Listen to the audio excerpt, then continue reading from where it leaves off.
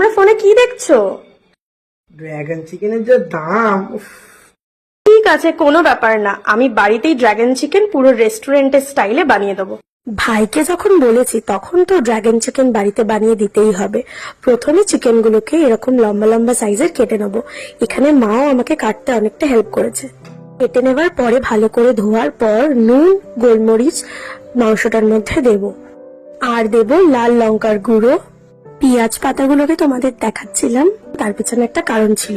এই পেঁয়াজ পাতাগুলো আমাদের গাছের, মানে আমার বাবার বসানো যে গাছগুলো আছে সেই গাছেরই পেঁয়াজ পাতাগুলো।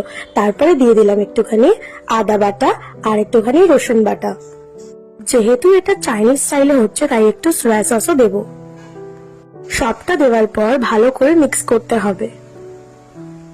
এটা যেহেতু ড্রাগন চিকেন করছি তাই কোনো রকম ম্যারিনেশন করে রেখে দেবো না। একটা ডিম দিয়ে দেবো আমি, আর একটুখানি কর্নফ্লাওয়ার। চাইনিজ মানেই কর্নফ্লাওয়ার আর ডিম তো থাকতেই হবে।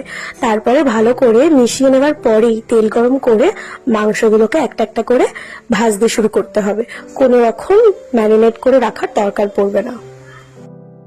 আর এখানে আমি পেঁয়াজ পাতা, ক্যাপসিকাম, লঙ্কা আর পেঁয়াজ কেটে রেখেছি। এইরকম স্টাইলেই তোমাদেরকে কাটতে হবে, লম্বা লম্বা করে। আর এখানে দেখো একটা একটা করে চিকেন আমি ছেড়ে দিচ্ছি গরম তেলে। একদম মিডিয়াম ফ্লেমে তোমাদেরকে ভাজতে হবে। চিলি চিকেন আমি বাড়িতে অনেকবার বানিয়েছিলাম, ইভেন তোমাদের সাথে শেয়ারও করেছিলাম, বাট এই ড্রাগন চিকেনটা আমি এখনো অব্দি বানাইনি, ফার্স্ট টাইম ট্রাই করছি। তারপরে তেলের মধ্যে পেঁয়াজগুলোকে দিয়ে দেবো ভাজার জন্য। পেঁয়াজগুলোকে একটু ভেজে নেওয়ার পরেই একটার পর একটা আদা বাটা, রসুন বাটা দিয়ে দেবো। এখানে কিন্তু রসুনটাকে বেটেই দিতে হবে, আমি মিক্সিতে পেস্ট করে নিয়েছিলাম।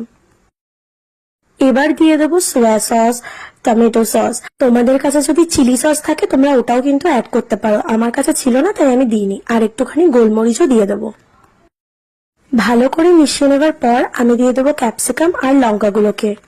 ক্যাপসিকাম গুলো কিন্তু একটু কাঁচা কাঁচাই থাকবে, তার জন্য একটুখানি পরে দিতে হবে যাতে বেশি সেদ্ধ না হয়ে যায় ক্যাপসিকাম গুলোতে। তারপরেই আমরা চিকেন গুলোকে দিয়ে দেবো। তোমরা যদি একটু গ্রেভি চাও, জলের সাথে কর্নফ্লাওয়ারকে মিশিয়ে তোমরা একটুখানি দিয়ে দিতে পারো গ্রেভিটা হওয়ার জন্য।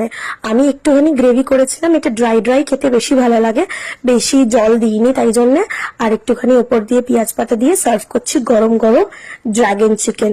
খেতে কিন্তু সত্যি রেস্টুরেন্টের স্টাইলে হয়েছিল। এত ইজি ওয়েতে কিন্তু ড্রাগন চিকেন বাড়িতেই বানানো যেতে পারে।